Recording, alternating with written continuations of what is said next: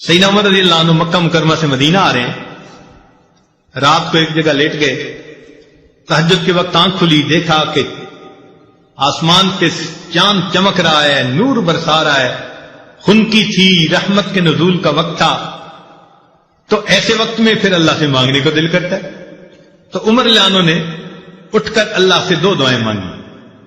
ایک تو آسمان کے چاند کو دیکھ کے ان کو اپنے مدینہ کا چاند یاد آ گیا، نبی علیہ السلام کی یاد آئی، تو انہوں نے دو دعائیں مانگی، اللہم ارزقنی شہادتا فی سبیلک، اللہ مجھے اپنے راستے میں شہادت عطا فرما، واجعل قبری فی بلد حبیبی، اور اپنے محبوب کے شہر میں میری قبر بنا دیجیے۔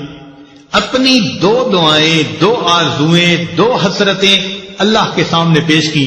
اللہ تعالیٰ نے دعا کو قبول کر لیا، مگر دعا کو قبول کیا تو کیسے کیا؟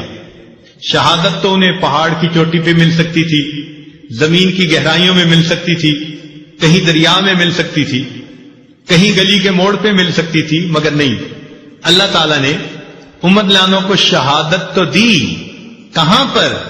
باوضو ہیں، نماز کی حالت میں ہیں، اور نبی علیہ الصلوۃ والسلام کی مسجد میں ریاض الجنہ میں مصلی کے اوپر کھڑے ہیں، وہاں ان کو زخم لگایا جاتا ہے جو بالآخر شہادت کا سبب بنتا ہے۔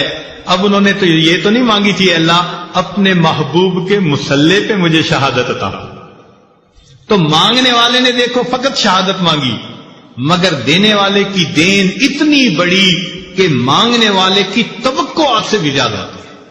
انہوں نے دعا مانگی تھی، اللہ محبوب کے شہر میں مجھے دفن ہونا نصیب فرما، تو اگر جنت بقیع میں دفن ہو جاتے تو دعا پوری ہو جاتی، مگر نہیں، اللہ تعالیٰ نے جب دعا قبول کی تو ان کی توقع سے بڑھ کر معاملہ کیا، کیا کہ اللہ تعالیٰ نے ان کے لیے اپنے محبوب کے حجرے میں محبوب کے قدموں میں دفن ہونے کی توفیق عطا فرما دی۔ تو دستور یہ نکلا کہ مانگنے والا جو بھی مانگتا ہے، دینے والا اس کی امیدوں سے بڑھ کر اپنی شان کے مطابق عطا فرماتا ہے۔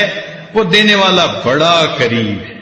خدا کی دین کا موسیٰ سے پوچھئے احوال کہ آگ لینے کو جائیں پیمبری مل جائے، ہم کو شکوہ ہے ہمارا مدعا ملتا نہیں، دینے والے کو گلا ہے کہ گدا ملتا نہیں، غفلت شعاری دیکھ کر بندے کی کہتا ہے کریم، دینے والا دے کسے دستے دعا ملتا نہیں۔ مانگنے والا ہاتھ ہو اور دل ہو تو پھر اللہ کیوں نہ عطا فرمائیں گے؟ وہ تو بلکہ دے کے خوش ہوتے ہیں۔ اس لیے ہمیں چاہیے کہ ہم اللہ کے حضور اللہ سے خوب نعمتیں مانگیں۔ ہمارے جانے میں دیر ہے، اس کی عطا میں دیر نہیں ہے۔ ہم تو مائل بکرم ہیں، کوئی سائل ہی نہیں، راہ دکھلائیں کسے راہ رو منزل ہی نہیں، طور تو موجود ہے موسیٰ ہی نہیں۔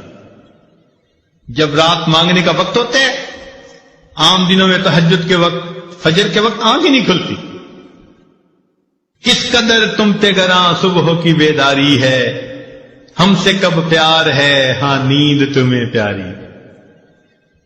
تو اس لیے ہم اللہ تعالیٰ سے اگر اس قبولیت دعا کے وقت میں مانگیں، حدیث پاک میں آتا ہے کہ تہجد کے وقت ایک فرشتہ کہتا ہے حل من سائل فعطی له، ہے کوئی سوال کرنے والا کہ جس کے سوال کو پورا کر دیا جائے۔ تو جب اللہ تعالیٰ کی طرف سے اعلان ہو رہا ہے کہ مانگنے والوں مانگو، ہم اس وقت میٹھی نیند سوئے ہوئے، گھوڑے بیچ کے سوئے ہوئے، پتہ ہی نہیں ہوتا کہ بھئی ہم نے تہجد بھی پڑھنی ہے، فجر کی نماز بھی پڑھنی ہے۔